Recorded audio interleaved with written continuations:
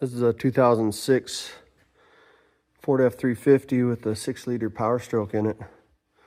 I just wanted to cover some tips I've learned from working on these when you have the high pressure oil system open and drained back for an injector or standpipe. In this case, I installed a new engine in this pickup, and so it was a bone dry system. But you want to be careful when you're priming the high pressure oil system to not damage your fickum by letting it cycle while you're priming it up, because it takes a lot of cranking to get these primed up. Anyway, something I've learned and a tip I'm going to share with you is if you come over here to your driver's side fuse box in the engine compartment, that fuse right here in the corner, it's listed as 304 in the owner's manual, but this relay controls the power to your fickum. And so you can just pop this loose or pop this out of here, take that relay out while you're cranking and priming this engine up,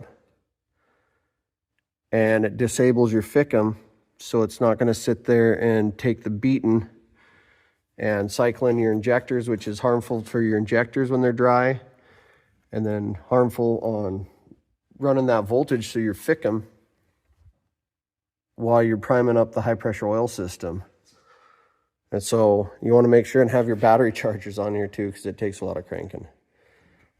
This one actually primed up pretty fast once I did that. And something else, just going in here to, I've got an older scan tool hooked up in here.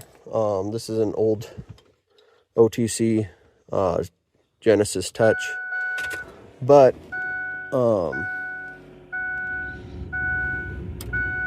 something to look at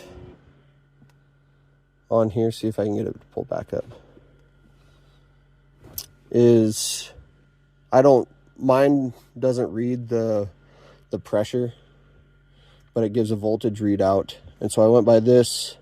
So right now, baseline, it's just sitting at 0.25 volts. I think it maxes out when your engine's building full pressure at 5 volts, if I understand that right. But I cranked and I was watching this, and I found a chart on the internet, of all places, you can find anything there.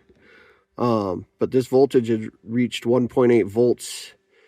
And in the chart I found, that compared to like 13 or 1400 pounds, and you need 500 pounds for these to fire on the 6-liter. And once I saw that number change to